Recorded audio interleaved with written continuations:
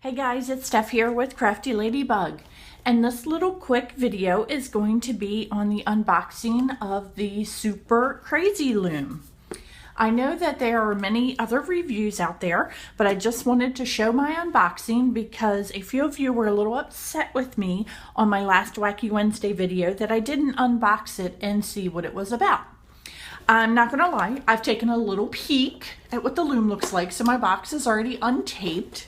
But here is the front of her box with her loom pictured, extra items that we can make, and it's even got a bonus. This particular kit that I purchased has a bonus Chevron band maker.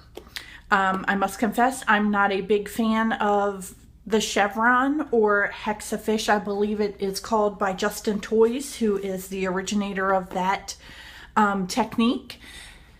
And I probably will not use that bonus thing. But when I went back to Target to try to purchase another package, the next package of the Super Cra-Z-Loom did not have this bonus feature. So be careful when you look at your packaging. Some of them may have this bonus, some packaging does not. On the back side, you'll see two cute little people working on their loom. The extra items that they've made tells you a couple different things to do: a phone case, a cuff, and a banner. And once again, it shows in more detail making a fishtail or hexafish or whatever they want to call that type of bracelet. Now we're just going to begin to open the box. As I said, I've already taken a quick peek because I couldn't handle it. I had to see what the loom looked like. So here is what the loom looks like. 6 pegs across, and it is 1, 2, 3, 4, 5, 6, 7, 8, 9, 10, 11, 12, 13, 14 pegs down. It is one piece, a little flimsy as far as you can twist it and turn it. But as far as I can tell right from sights seen here, it does look very similar to the rainbow loom if you were to set up 2 rainbow looms together. And we're going to actually compare those in just a little bit. But let's see what's in the rest of the box. Little nubs are here so you can connect multiple looms together. Nubs there to connect another loom onto it, which I have 2 looms of the Super Cra-Z-Loom, and I'm going to show you how to connect those also in a moment. Further into the box is a gorgeous piece of cardboard. Fantastic. I have an extra piece of cardboard that I can cut up and use for another different craft project. So that's so exciting. My favorite part of the whole unboxing.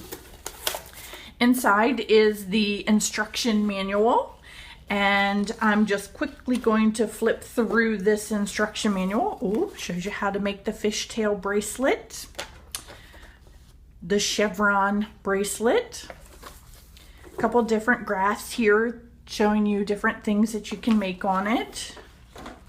Instructions that I will get into more detail with later. But basically pretty similar type of layout as to what you might expect if you were to group together 2 rainbow looms. I have not taken the time to read over this completely.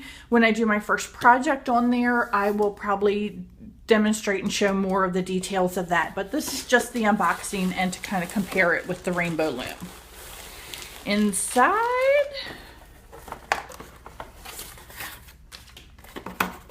the box is now empty. I'm just going to set that aside. Inside there's another little advertisement for some light bikes. Different little things, kind of like looks like a Lego sort of situation with some lights in it. I might have to get a couple of those and try those out. I must admit, I am just a big kid. I love everything that kids like to play with because I like to play with them too. So inside the box was a very large bag of white rubber bands and another bag of items that I'm going to tear into. Here's our little chevron fishtail bracelet maker. Handy dandy little contraption there. As I said, I'm not a huge fan of that style of bracelet. I don't do a lot of bracelets, but I imagine that you're probably going to be looping something together or around there. That's the extra little bonus feature. Inside was the hook. I will probably still continue to use my metal hook that I typically use. A bag of purple rubber bands, a bag of orange rubber bands, a bag of yellow, a bag of clear, a bag of red, a bag of blue. I got a bag of green and a bag of pink. And then I got some string here, which looks like they have it on the banner. They use this to run through the banner in the box. And here's a bag of S-clips that look like they are going to be super tight and hard to use for my fat little fingers. And we have gotten some button closures. And somewhere in the instructions I did see a picture of where they use the button. They applied the button for the cuff. And this is actually a technique that Feel Spiffy came up with when she first started doing bracelets. She was the first to ever add buttons as closures. So I'm sure they probably checked out her lessons there and kind of picked that up from them. I'm not actually seeing where any designers whatsoever have been credited to anything. So just keep in mind that I have no clue who created any of these items or pictures on here because they're not really saying. So that's all done by the Super Cra-Z-Loom folks over at Cra-Z-Art. Oh, and inside the bag there was another double-ended hook. Once again, still a little flimsy. I might use it a couple times and then just probably go back to my regular old crochet hook.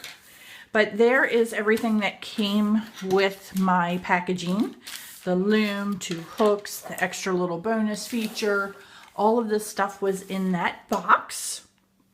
And I'm just going to push these items out of the way because now I want to compare it to the rainbow loom for a moment. Here is our 6-peg Super Cra-Z-Loom, which was 6 by 14 pegs down.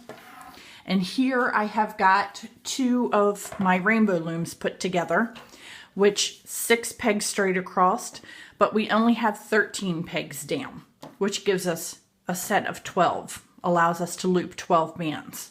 So the Super Cra-Z-Loom, since it's got an extra peg, is going to allow us to loop 13 bands total coming down. As far as comparison, I do like the fact that it is one piece. The rainbow loom is, of course, 2 pieces, and I've got them put together in the layout that I show a lesson for on my channel. It's how to put 2 looms together to form one. Now, I must admit that when I work on my rainbow loom like this, like when I make my Santa sled, I was having problems with the last set of rows kind of pivoting in and pulling up some. So with the rainbow loom, if you've got a very loose base on the rainbow loom, this last peg kind of tilts in like that as you're working on the tighter creations, such as my Santa sled. So I kind of think I might like working with the Cra-Z-Loom, Super Cra-Z-Loom better because I don't think it's going to give that pivot, but I will give it a try when I work on my sled. Now, as I said, the Super Cra-Z-Loom does have the pegs here that you can add on. The rainbow loom, of course, you can always add 3 more pegs by configuring your bases together, and your rainbow loom can be an endless number of pegs going all the way across for as many looms as you have. So I'm just going to set that aside for a moment, and I'm going to bring out the other Super Cra-Z-Loom that I have and just see how they fit together. They just snap down in place. Doesn't look like a super secure locking situation with pressure. Add some extra pressure on there and they'll lock right in. So here we have got the Super Cra-Z-Loom going 12 across, the original 6 and the 6 I just added. Of course, we can purchase another Super Cra-Z-Loom and add more going this way. And I'm just going to try and see what it looks like if I were to take this off and fit that at the top 2 pegs there, and this, that was a little easier fitting. And that makes a really big, long Super Cra-Z-Loom. So we've got 13 and 13, 26 lengths of bands here. So that kind of could be very intriguing to make a large cuff or some of the larger bracelets, wider items. Honestly, I don't do a whole lot with bracelets, so I will probably never use it this way. I'm not saying I never will, but I most likely will not probably do a lesson with a real long bracelet on here. So let's just unhook this, take a gander at these guys again. In comparison to peg height, the Super Cra-Z-Loom does look a little larger. Now as I pulled out my second one, I have noticed something here. I'm going to show it hopefully on camera, but it's got some extra stuff, like where the plastic didn't come completely off right here and on this peg right there. And I noticed when I worked a lot on the Rainbow Loom, if I would wear down one of the pegs, I'd have to break out an emery board also. If you take an emery board or a nail file and you just kind of file that off, just file that down, file your corners down. Anything that's rough and you need to just kind of sand off the corners so it doesn't break your bands.